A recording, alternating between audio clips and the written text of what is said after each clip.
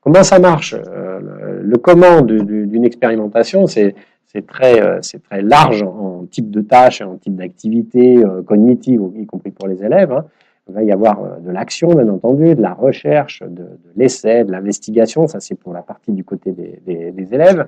Et puis, du côté de ce qu'on va leur demander de faire vis-à-vis de l'enseignant, on va mettre en jeu des situations de langage, hein, avec de l'expression, de la preuve pour avancer avant d'avancer ses résultats. Bon, j'ai mis le petit clin d'œil à Gaston Lagaffe, le chercheur. Hein. Quand on est chercheur, on est toujours un petit peu fou dans sa tête par rapport aux idées qu'on peut développer. Et il faut ce petit grain de folie qui est apprécié finalement par les élèves quand ils sont en situation d'expérimentation. On n'est pas obligé d'aller dans sa classe jusqu'à faire ce que fait Gaston dans son labo dans l'image, hein, bien entendu, mais c'est vrai que c'est les moments de recherche, c'est des moments qui peuvent être un peu bouillonnants. Alors après, comment ça se passe?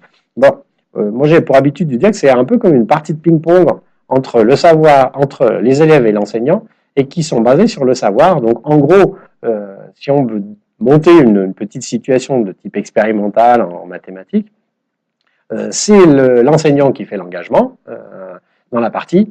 Il va concevoir, préparer, choisir des situations appropriées pour ses élèves, qu'il va livrer à ses élèves, qui vont s'en emparer.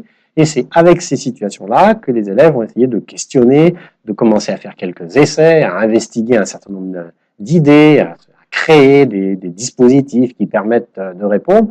Ils vont renvoyer, entre guillemets, la balle du côté de l'enseignant qui va devoir, pour stimuler ce moment de recherche, d'investigation, il va falloir que l'enseignant soit présent. Alors, une présence un petit peu différente de l'enseignant qui fait cours, bien entendu, mais il va falloir qu'il soit présent en termes d'étayage, d'aide, d'accompagnement, parce que les chercheurs ont besoin qu'on les aide, qu'on les soutienne pour pouvoir continuer de chercher et pour ne pas se démobiliser et pouvoir se décourager non plus.